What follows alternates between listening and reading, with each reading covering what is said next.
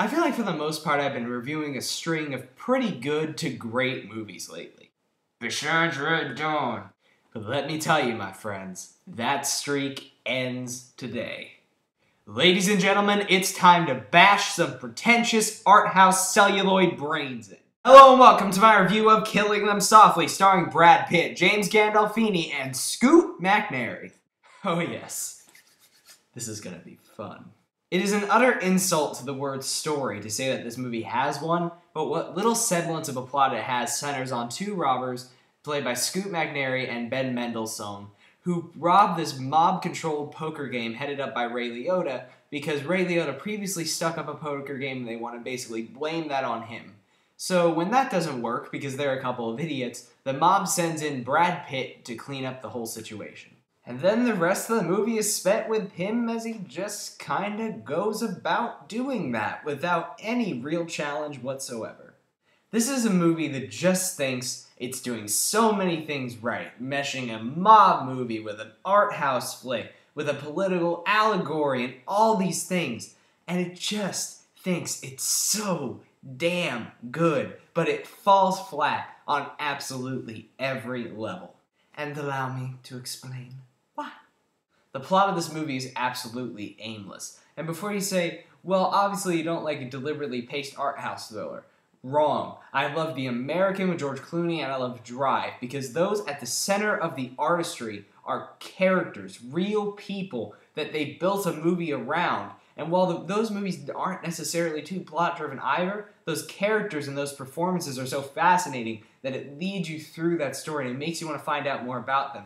Not only is Brad Pitt's mob enforcer here just a dope, but nothing really challenges him. The movie feels completely loyal to this very simple plot line and just kind of stretches it out to all possible limits without ever really providing a challenge for the characters that we want to see challenged. There are some fantastic actors in this movie, but most of them are giving awful performances here.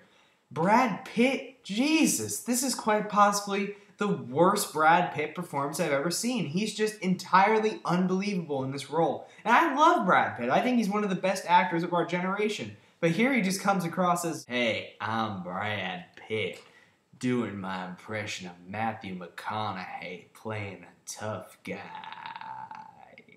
And there is no way this character is not supposed to come off as an imposing and stoic badass who you do not want to mess with for a second, and Pitt just seems like an utter poser throughout the whole thing, and I was shocked that he couldn't play this role. But it's not just him, so I put the blame on the bad direction.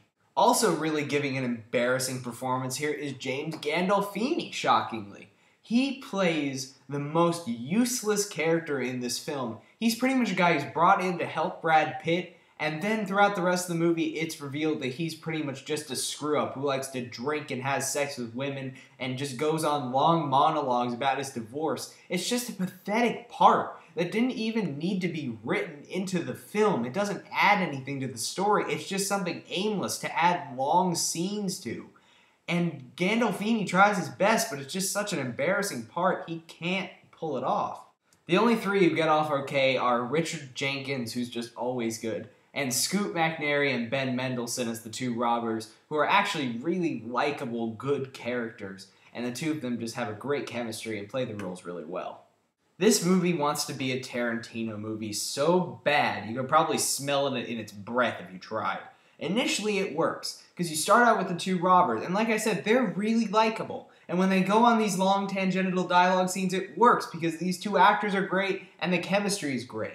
But as you move on, these bland characters take over, and they go on these long tangents, and you're just like, God, stop it, and just get on with it, because this dialogue sucks. Because the trick to Tarantino-style dialogue is that the characters are supposed to be so big that you want to hear what they're thinking about. These people are just such nim-witted, dumbass, stupid dopes that you just want them to shut up and get on with it.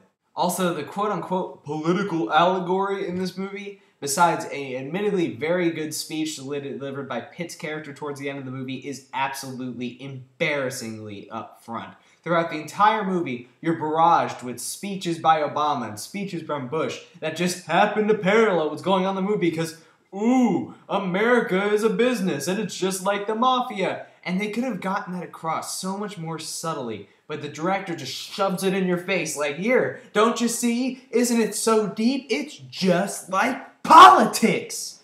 Overall, while there are some redeemable bits in this movie, like the two likable robber characters, the speech by Pitt, and some pretty shots by director Andrew Dominik, this movie is aimless, pretentious, and not worth a second of your time. It's the lazy rehash of the art house action movies that have been so successful as of late, and is not worth 1 second of your time. 1 star out of 4. And that was my review of Killing Them Softly. I hope you enjoyed it. If you did, please subscribe to my channel. And until next time, I'm Michael Fairbanks. Yeah, he's my real name. That wasn't a mistake. No. 17. Not really, kid. Doesn't really apply. Bye-bye, everybody.